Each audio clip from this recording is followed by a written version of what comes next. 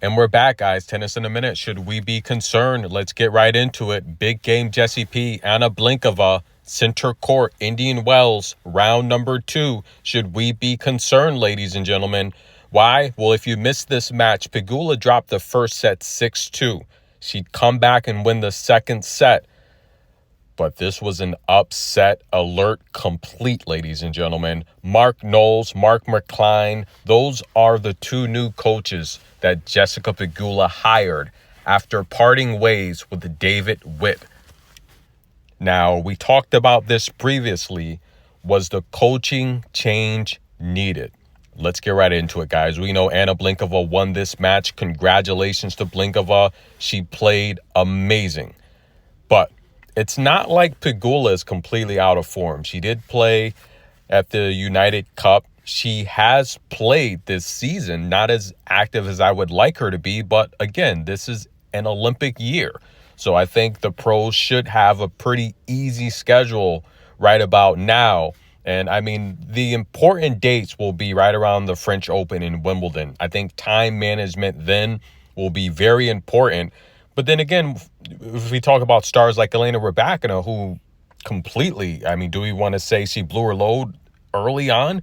I think she played way too much early on, completely unnecessary. But then again, I think she wants to win titles. I think she's that competitive that she wants to win titles. And you do have to be conservative this year. It's an Olympic year. I think anyone would agree this year, the most important tournaments are the slams and the Olympics, right? You might have to take it easy on the 500 events, but Pegula, was a coaching change needed?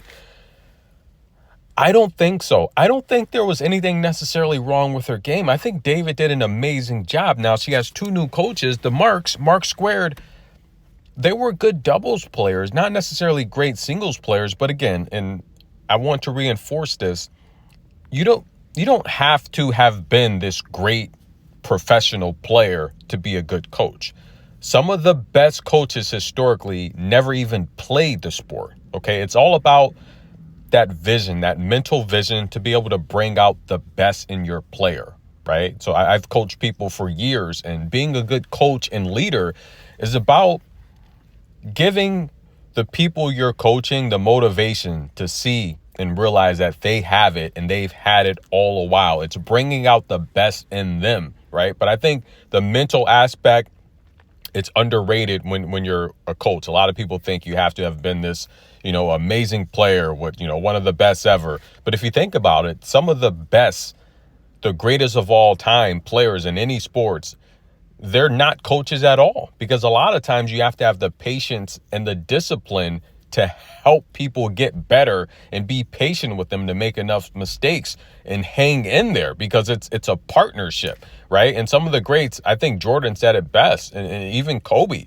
it's like you can mentor people, but to be a coach, a lot of times those great athletes don't have the patience, and I think being a good coach requires a different set of skills that a lot of times the elites and the greats don't necessarily have. They had it when they played, but being a coach, it's a whole different type of mental ball game, because you're working with someone and you're trying to get through to them, and you need to have the patience to be able to see that progress, But I don't think the coaching change was needed.